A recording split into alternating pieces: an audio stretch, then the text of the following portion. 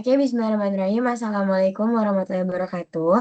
Selamat siang Bapak dosen dan teman-teman sekalian. Perkenalkan, saya Azra Rifa Syabania dan rekan saya Askia Mazai Algani.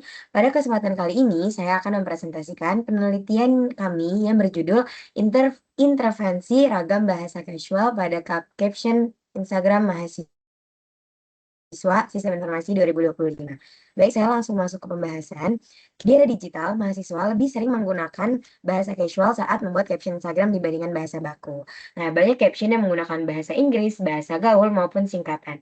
Nah, hal ini menunjukkan adanya intervensi bahasa, yaitu masuknya unsur bahasa lain ke dalam bahasa Indonesia. Karena fenomena ini sering ditemukan di media sosial, maka penelitian ini dilakukan untuk mengetahui bentuk dan penyebab intervensi bahasa tersebut. Oke, untuk selanjutnya, tujuan dari penelitian ini ada 3, yaitu bentuk ragam bahasa casual yang digunakan mahasiswa, ragam bahasa, yang paling dominan, dan yang terakhir ialah mengetahui faktor penyebab penggunaan bahasa casual pada, caption Instagram. Nah, berdasarkan tujuan tersebut, rumusan permasalahan penelitian tersebut juga berfokus pada 3 hal, yaitu apa saja bentuk ragam bahasa casual yang muncul, ragam bahasa Indonesia apa yang paling dominan, dan apa faktor penyebab penggunaan ragam bahasa casual. Oke, selanjutnya, penelitian ini menggunakan teori sosiolinguistik yang artinya ilmu yang mempelajari hubungan bahasa dengan masyarakat. Nah, selain itu digunakan teori intervensi bahasa, yaitu masuknya unsur bahasa lain ke dalam bahasa yang digunakan. Nah, kami memilih Instagram sebagai objek penelitian menjadi media sosial yang memberi kebebasan kepada pengguna untuk menggunakan bahasa yang lebih santai. Oke, selanjutnya ialah metode penelitian. Penelitian ini menggunakan metode kualitatif deskriptif. Nah, data diperoleh dari caption Instagram dari mahasiswa Sistem Informasi 2025 UIN Syarif Hidayatullah Jakarta menggunakan teknik simak dan catat. Nah, selanjutnya data diidentifikasi, diklasifikasikan, lalu dianalisis untuk mengetahui bentuk intervensi bahasa yang muncul. Oke, untuk pembahasan selanjutnya saya akan serahkan kepada rekan saya Azkia Mazai Algani.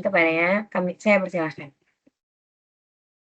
Baik, selanjutnya saya akan memaparkan hasil penelitian kami. Dari 10 data caption Instagram yang kami analisis, kami menemukan berbagai bentuk ragam bahasa kasual.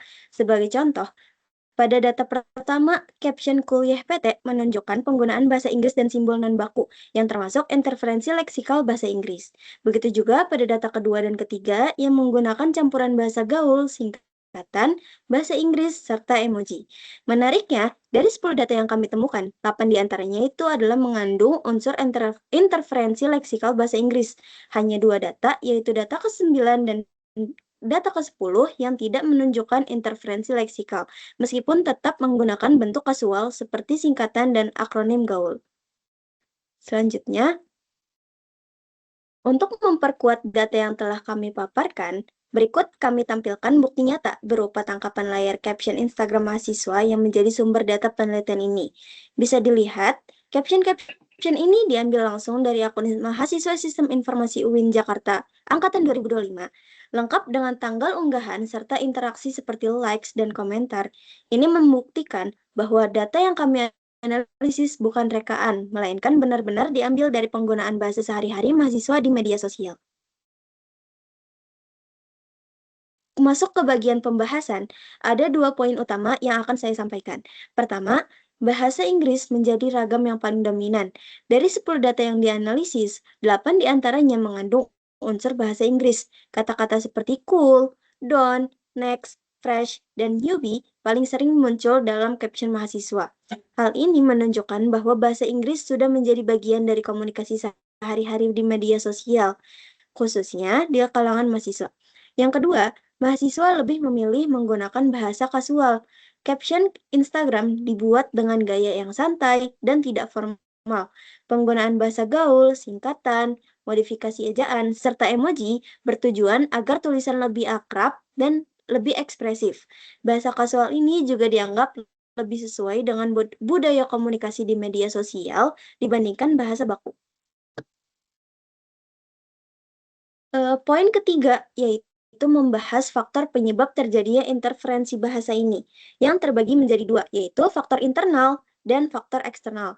Faktor internal, mahasiswa sistem informasi memang terbiasa menggunakan istilah bahasa Inggris dalam proses pembelajaran mereka, misalnya dalam coding, dokumentasi, dan teknologi.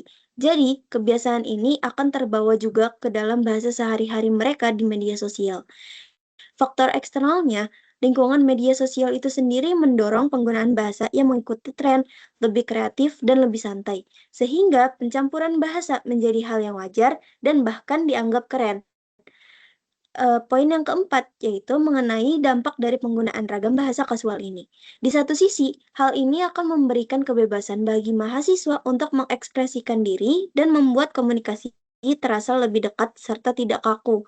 Namun, di sisi lain, jika digunakan terus-menerus, hal ini berpotensi memengaruhi kebiasaan mahasiswa dalam menggunakan bahasa Indonesia yang baku, terutama dalam konteks akademik.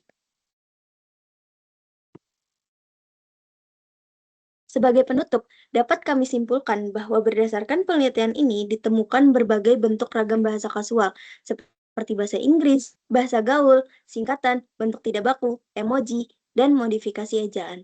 Bentuk yang paling dominan adalah bahasa Inggris dengan presentase sekitar 80% dari data yang dianalisis. Penggunaan ragam bahasa kasual ini dipengaruhi oleh kebiasaan mahasiswa baik dalam dunia akademik maupun dalam komunikasi sehari-hari di media sosial. Demikian presentasi dari kelompok kami. Terima kasih atas perhatiannya. Wassalamualaikum warahmatullahi wabarakatuh.